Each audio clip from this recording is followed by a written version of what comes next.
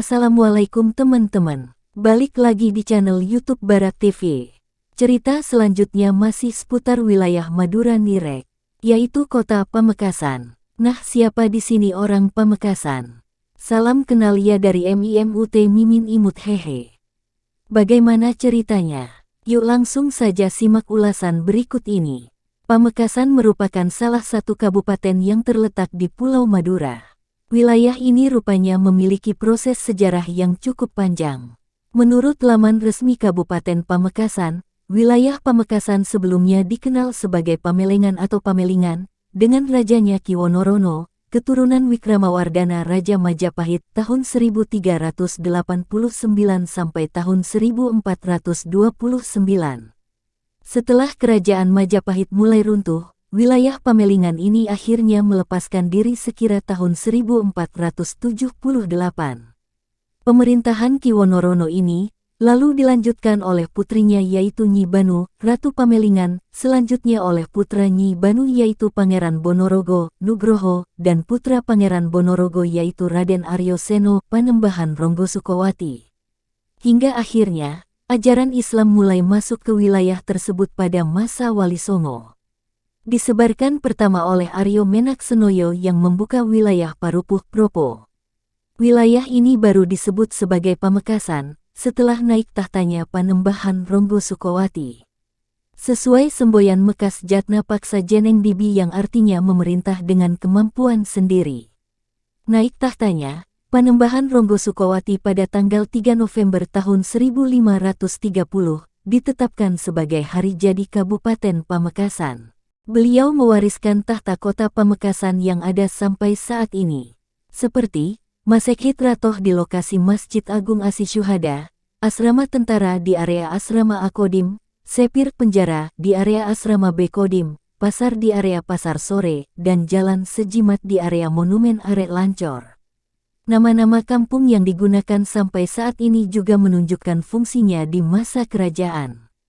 Di antaranya adalah Parteker gelar tikar, untuk mengaji Pangeranan Kediaman Pangeran, Menggungan Kediaman Tumenggung, Pongkoran, Belakang Keraton, Duko Pemukiman Penduduk, Kolpajung, Pembawa Payung, Kowel, Kawula Kerajaan.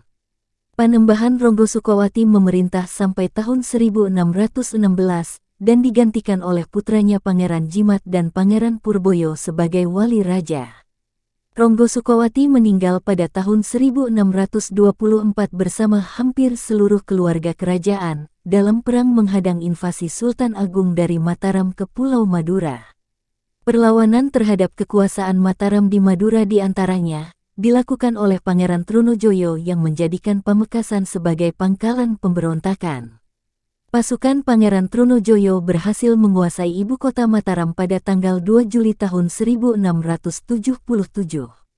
Pemberontakan ini bisa dipatahkan oleh Mataram pada akhir 1679 dengan meminta bantuan Kongsi Dagang Belanda (VOC) dan Pangeran Trunojoyo dihukum mati pada tanggal 2 Januari tahun 1680. Kongsi Dagang Belanda (VOC) mulai menguasai wilayah Pamekasan pada tahun-tahun 1705 sampai tahun 1706 sesuai perjanjian dengan Mataram. Pada tahun 1743, VOC memindahkan Keraton Pamekasan ke wilayah Bugih, yang hingga saat ini menjadi pendopo kabupaten. Sedangkan bekas Keraton Mandilaras dijadikan kompleks perkantoran atau loji VOC, dan kemudian menjadi kantor residen Madura. Pada masa VOC, Daendels tahun 1808 sampai tahun 1811 dan Raffles tahun 1811 sampai tahun 1816 bentuk kerajaan dipertahankan dan dikenakan sistem upeti. Kemudian pada tahun 1857, dibentuklah Karesidenan Madura dengan Pamekasan sebagai ibu kota, dengan pejabat residen Belanda. Pada tahun 1928 sampai tahun 1931 dibentuk Karesidenan Madura Timur meliputi Pamekasan dan Sumeneb, beribu kota di Pamekasan. Pada 1831, Belanda membentuk Korps Barisan Madura sebagai bagian dari Tentara Kerajaan Hindia Belanda (KNIL) yang direkrut dari pribumi. Bagi Belanda, Pamekasan dianggap punya nilai ekonomis sebagai salah satu sentra garam di Madura. Para kolonial mengontrol langsung produksi dan memonopoli perdagangan garam, yang kerap memicu konflik dengan petani garam.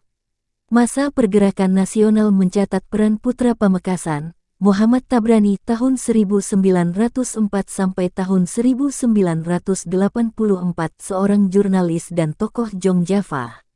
Muhammad Tabrani menjadi Ketua Kongres Pemuda I pada 1926 di Batavia. Dalam kongres tersebut, Tabrani mengusulkan bahasa Indonesia sebagai bahasa persatuan, sedangkan Muhammad Yamin mengusulkan bahasa Melayu.